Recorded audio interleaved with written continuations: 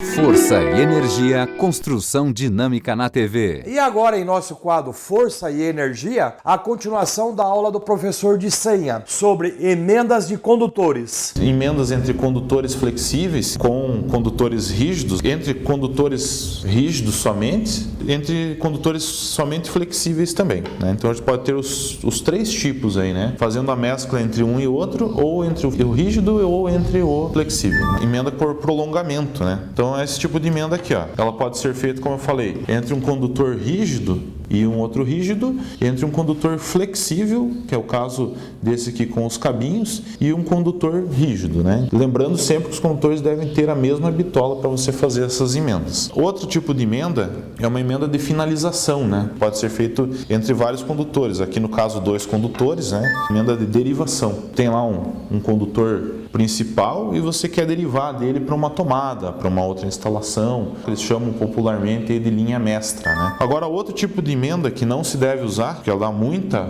má conexão, é esse tipo de emenda aqui, ó, né? Não existe um nome popular, seria tipo um prolongamento, mas isso aqui facilmente ela dá mau contato, né? Uma desunião entre ela mesmo. Esse é um outro exemplo de emenda de finalização que saiu encavalada aqui, ó, por cima das outras, né? Então o ideal é quando você acontecer isso, cortar ela e fazer novamente. Todas as emendas acabam tendo uma perda, se forem bem feitas, né, do mínimo 20% da capacidade de condução do condutor. Se o condutor estiver mal dimensionado, né, você vai ter uma perda de 20%, então vai dar um aquecimento maior naquela emenda. Emendas desse tipo aqui, com pouca prensagem dos cabos, né, com certeza dá muito mais do que 50%, 60% de perda de capacidade de condução. Um detalhe também importante nessas emendas é que elas têm que ter um mínimo de tamanho para serem feitas, né? No caso dessas emendas assim por derivação ou por prolongamento, elas têm que ter no mínimo para cada um dos lados 6 voltas, né? Então você tem que cortar um tamanho aceitável desse condutor para poder fazer a emenda, para que ela satisfaça a exigência mínima, seja aproximadamente 50 vezes o diâmetro do condutor. Tem que ser o teu comprimento aqui, né? Uma emenda desse tipo,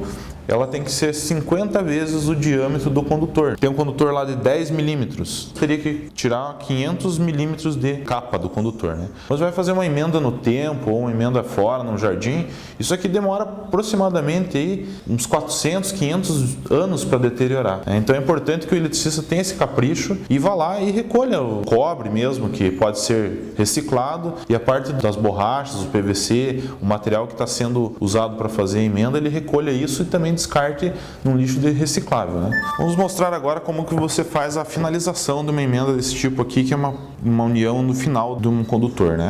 Então você deve primeiro cortar onde você uniu e deu a volta ali, né? Cortar um pedaço. E você deve então fazer uma dobra nessa emenda aqui, ó, mais ou menos no centro, entre o espaço do tamanho dela, né? E daí você faz esse trabalho aqui, ó, deixando a emenda simplesmente dobrada. Verificar se não ficou nenhuma rebarba no teu corte. Caso tenha ficado, você pode pegar o alicate e dar mais uma prensada ali onde ficou a rebarba, para evitar que essa rebarba fure o isolador que você vai colocar e venha fechar contato numa calha de luminária, na própria caixinha de passagem e tudo mais, né? Fora isso, você deve pegar uma fita isolante de boa qualidade, passar ela assim, sempre dar uma esticada na fita e vai passando. Lembre que é uma isolação, você tem que deixar ela bem isolada.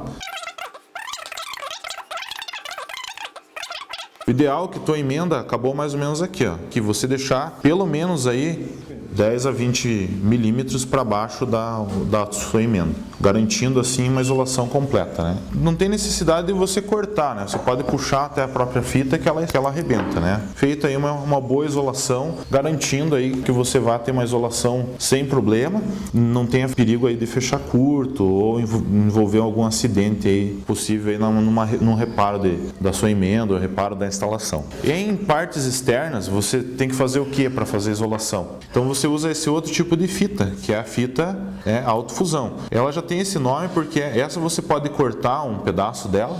Essa fita você vai passando e você vai fazendo com que ela também estique, né, dentro do condutor. Primeiro faz famosa verificação, ver se não tem nenhuma rebarba, alguma ponta do condutor interferindo aí na isolação. E essa aqui você estica bem mais, ó. Você estica praticamente 50% dela. E ela vai dar aderência, vai virar uma borracha. Ela é uma fita emborrachada, ela vai fundir uma parte na outra, né? Isso que vai garantir uma boa isolação. Isso aqui em áreas externas. Tem gente que usa isso dentro de casa. Pode usar? Pode usar, não tem problema. Não tem necessidade, pode ser a fita isolante normal. Então ela rende bastante, ela rende praticamente o dobro do pedaço que você cortou. Também quando for fazer a finalização, estica bem envolvendo o condutor, que ela se autofunde no condutor. Não deixe somente ela, né? Pega a outra fita isolante comum, convencional, e passa também. Uma emenda externa, né? Vocês podem ver que a fita uma é brilhante, a outra não. Então isso garante o quê? Que evite uma oxidação, uma umidade aí penetrando na sua emenda, né? Essa é uma das dicas aí importantíssimas para que nem vá fazer uma instalação em jardim, uma instalação externa, parte de iluminação. Arrebentei a fita de senha. O que eu continuo a isolação? Continuo a isolação a partir do ponto que ela arrebentou, né? O pessoal geralmente não adota esse padrão aí, mas isso aqui dá garantia de, né, evita que tenha mau contato, foi uma isolação bem feita e principalmente a emenda bem feita, né?